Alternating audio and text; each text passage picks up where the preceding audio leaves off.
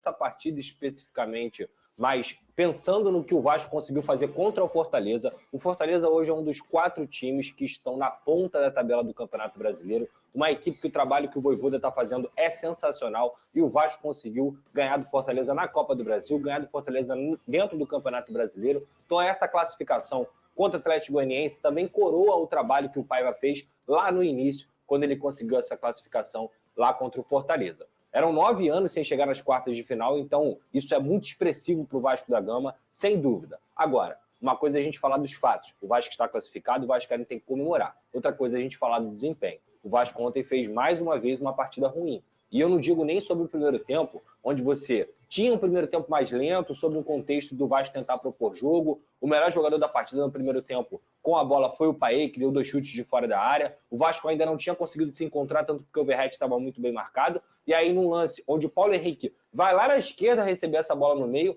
corta o jogador do Atlético Goianiense, serve o Verratti, sobra para o Piton, e o Piton chega à sua 4ª participação em gols nessa Copa do Brasil. É um absurdo que esse cara está jogando, e eu nem digo sobre a atuação 100%. É como ele é decisivo nos momentos que o Vasco precisa. E o Lucas Piton ontem foi novamente decisivo.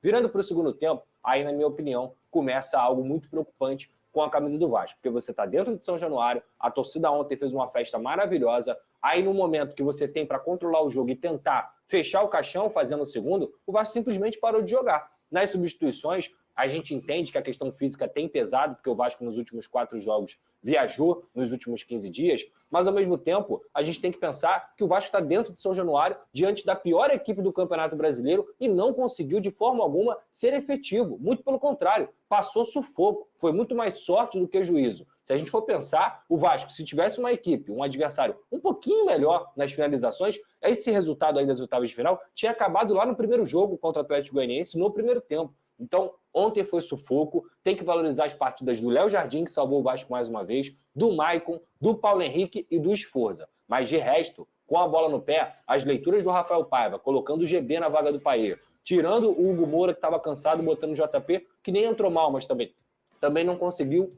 dar tanta profundidade nesse meio campo. E aí depois ele coloca o Galdames, que é um jogador extremamente contestado pela torcida do Vasco. E, novamente, o Vasco não consegue jogar. Coloquei o Galdames para ter posse. Não teve nada. É a segunda vez que ele tenta fazer isso. E a coletiva do Paiva me preocupa muito quando ele fala que ele quer girar o elenco inteiro. E assim, o Vasco não tem elenco para girar o elenco inteiro. O Vasco não tem jogador para poder ficar mesclando 30 atletas e, muitas vezes, em partidas seguidas, ele tem uma incoerência de substituições. O David, por exemplo, era o titular da equipe e ontem ele não entrou.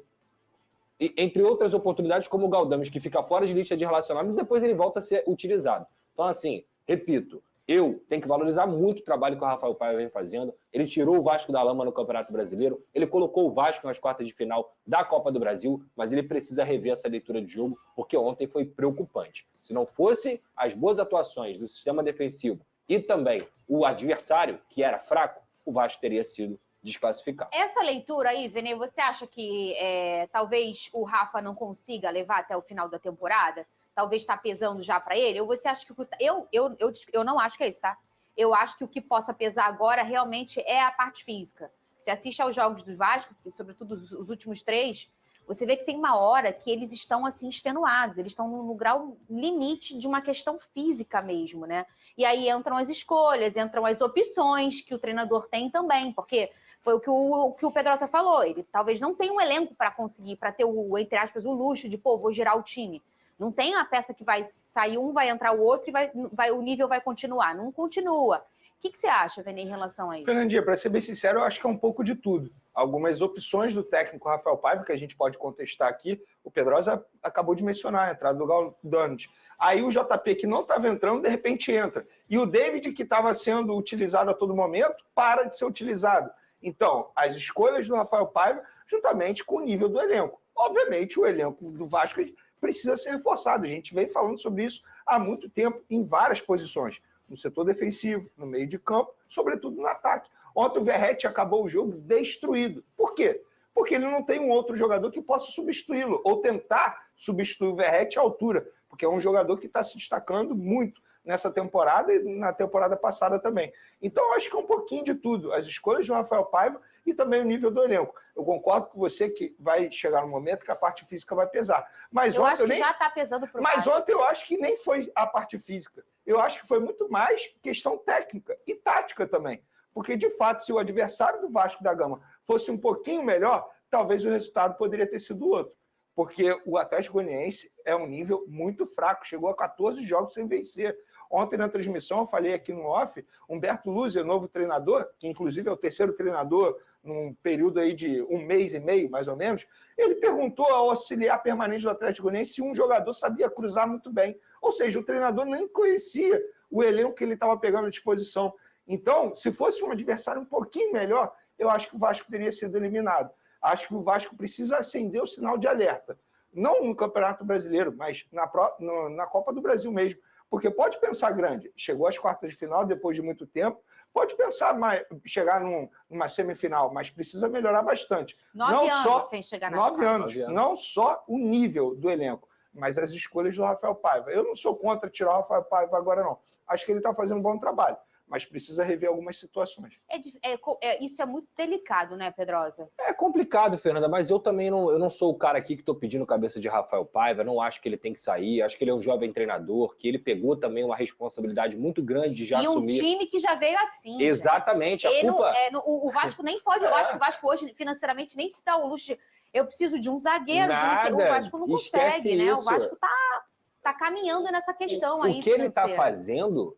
ele continua tirando leite de pedra, porque ele classificar o Vasco, que estava combalido com o Álvaro Pacheco, para a quarta de final da Copa do Brasil é um milagre, e principalmente ele ter conseguido 4 vitórias seguidas. Mas o fato não é porque a gente tem um entendimento da paciência com o Rafael Paiva que a gente não vai pontuar aqui os erros dele que vem acontecendo nas últimas 5 partidas. E assim, ontem a leitura de jogo dele foi muito preocupante. O Vasco precisava de velocidade e ele engessou mais ainda o time com as substituições, porque ele coloca o GB e o Verratti, aí ele enche o time de volante, ou seja, o time não tinha ligação, porque o único ponto de ligação do time era o Adson, que estava cansado demais. E não é de agora, o Adson está cansado demais nos últimos 5 jogos porque ele cansa. Porque era ele é um cara... que ele poderia ter colocado o David. Exatamente. Não, ele tinha que ter colocado. O que acontece? Ele tira o Payet, era o David. Era o David. Ou ele, até em outra ocasião, ele colocasse o Emerson Rodrigues, que é um jogador de velocidade. E não, ele encheu o time de volante e, mais uma vez, a tentativa dele de colocar o Galdames foi o que mais irritou a torcida, sem dúvida alguma, porque é um jogador que não mostra nada com a camisa do Vasco. Vamos falar do meu fogão, sobe a labareda, o Vasco. Para começar o vídeo com aquele tradicional giro de notícias, e a primeira informação é sobre o Vasco. O primeiro classificado para a fase de quartas de final da Copa do Brasil foi com um sufoco,